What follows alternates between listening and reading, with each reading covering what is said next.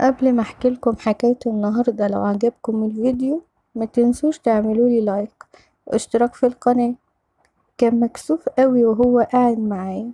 هو بصراحة اللبس اللي انا كنت لابساه يجنن، يجنن اي حد. وهو شاب ولسه صغير، عنده حوالي 22 سنة، وواضح قوي ان هو ملوش في اي حاجة. انا بقى كنت حاطاه في دماغي. انتوا عارفين الواحدة لما بتبقى متطلقة بقالها فترة بتبقى غير اللي متجوزتش خالص، وانا متطلقة من 4 سنين، مع ان انا وجوزي كنا بنحب بعض قوي. ولما عدى 4 سنين وما حصلش حمل، واتضح ان هو العيب مني، اهله ابتدوا يلعبوا في دماغه. ايه اللي بيخليك تكمل حياتك مع واحدة زي دي مش بتخلف؟ وبدأت المشاكل لحد ما اتطلقنا. ومن يومها وانا قاعدة مع ماما. ما هو انا مليش غيرها دلوقتي، وبعد ما والدي مات واخويا الوحيد مسافر وبيقعد بال5 سنين محدش بيشوفه. وماما ست كبيرة وصحتها على قدها، وكل املها في الدنيا ان هي تشوفني متجوزة. ودايما بتقولي يا بنتي انا نفسي اشوفك في بيت جوزك علشان ابقى مطمنة عليكي. دلوقتي عديتي ال35 سنة، وكمان موضوع الخلفة ده لازم تقبلي بأي عريس مهما كانت ظروفه. اهو ظل راجل ولا ظل حيطة. وكانت بتقولي كده علشان اتقدم لي كذا واحد وانا رفضته. وانا قلت لها ان انا نفسي اتجوز، لكن مش معنى كده ان انا اتجوز واحد وخلاص، او واحد يكون عنده 65 سنة وصحته تكون تعبانة علشان اشتغل له ممرضة، ولا واحد تاني ارمل وعنده 5 عيال واشتغل له خدامة هو وعياله. انا لسه في عز شبابي وكمان جميلة وعايزة اعيش حياتي واتمتع بيها. مش معنى اني متطلقة اقضي بقية حياتي خدامة وارضى باي حاجة وخلاص. المهم من يوم ما اتطلقت عشت معاها في شقتها. شفت ابن الجيران، يا لهوي عليه، ولد زي العسل. هو ايوه انا اكبر منه بكتير، بس من اول ما شفته وهو دخل دماغي. هو لسه في الكلية وسنه ما يزيدش عن 21 سنة. بس مش عارفة ايه اللي حصل لي من ساعة ما شفته. دخل قلبي ومزاجي من أول لحظة، لدرجة إني بدأت أحلم بيه وهو معايا. كانت شقتهم قصاد شقة ماما بالظبط، يعني الباب في وش الباب زي ما بيقولوا كده.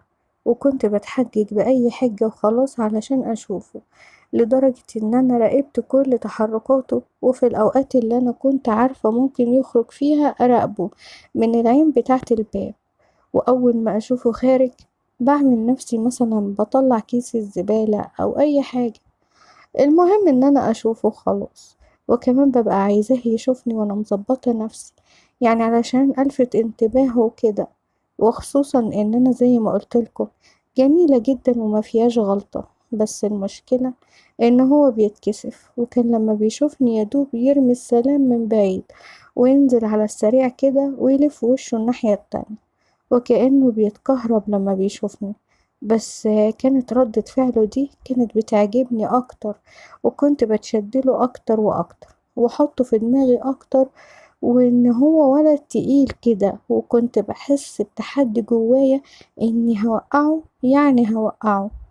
واتطورت الحكاية معايا لدرجة إن أنا بقيت مجنونة بيه، ومش ببطل تفكير فيه طول الوقت. وأنا كده كده حالتي كانت صعبة قوي، وفي الفترة الأخيرة معدتش ببطل فرجة على الأفلام، وأتخيل نفسي مكان الممثلة وابن الجيران معايا، وأفضل كده لحد ما ارتاح.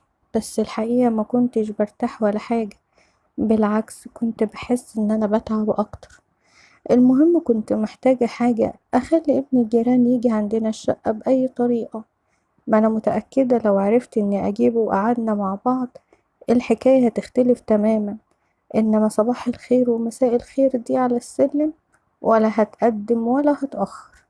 بس هعمل ايه؟ وجاتلي فكرة ان انا اعمل اي حاجة على الرصيفة، واخلي القنوات ما تجيش، والمحه في اي وقت وهو خارج او راجع، وانده عليه بحجة يعني ان هو يشغل التلفزيون ويشغل الرصيفر. وفعلا شديت السلك من الرصيفر وسبته متعلق ان القنوات ما تجيش.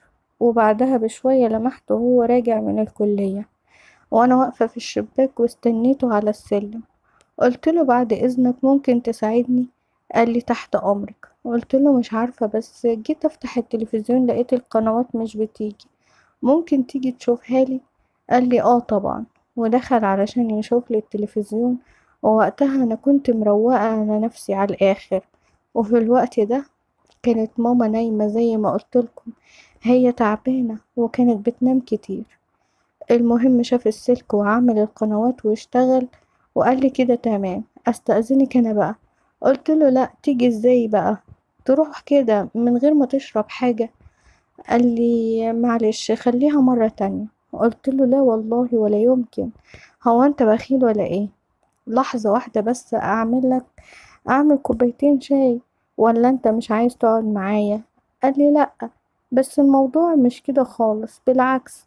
بصراحة عجبتني قوي كلمة بالعكس.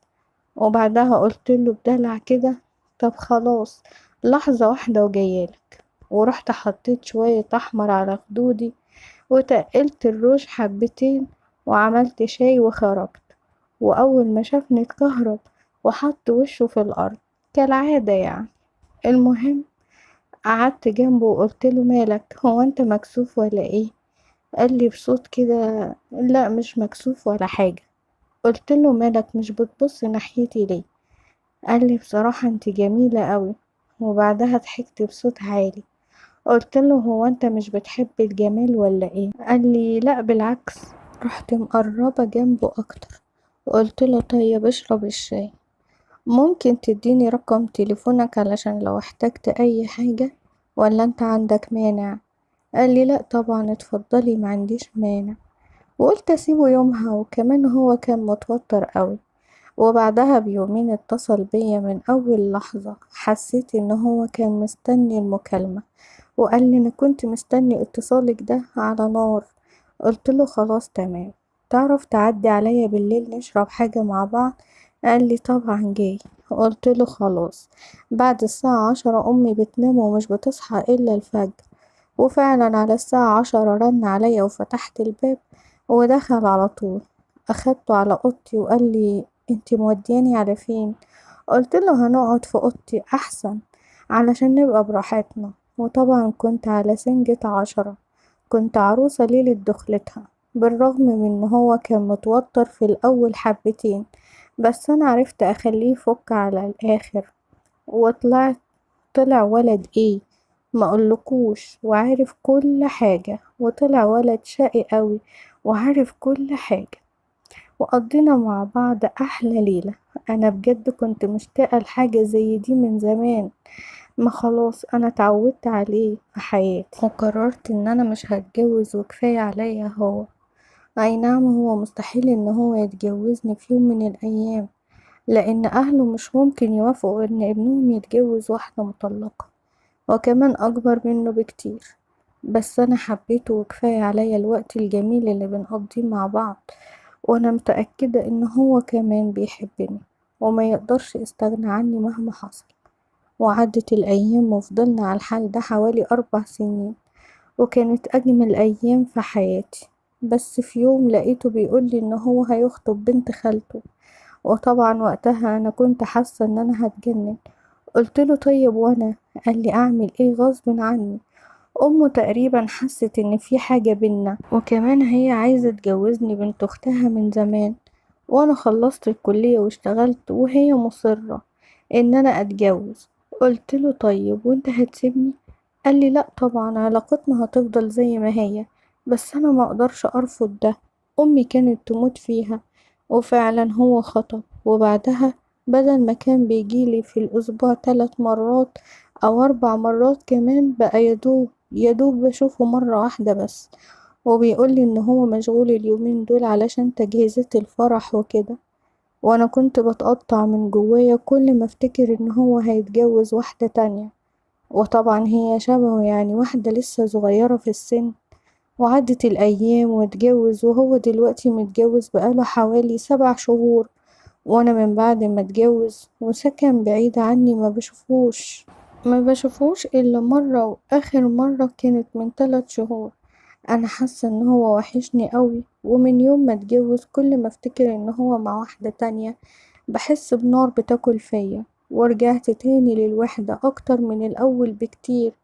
وهنا بتكون خلصت حكايتنا. ولو عجبتكم حكايتي ما تنسوش تعملولي لايك للفيديو واشتراك في القناة، وما تنسوش تشيروا الفيديو.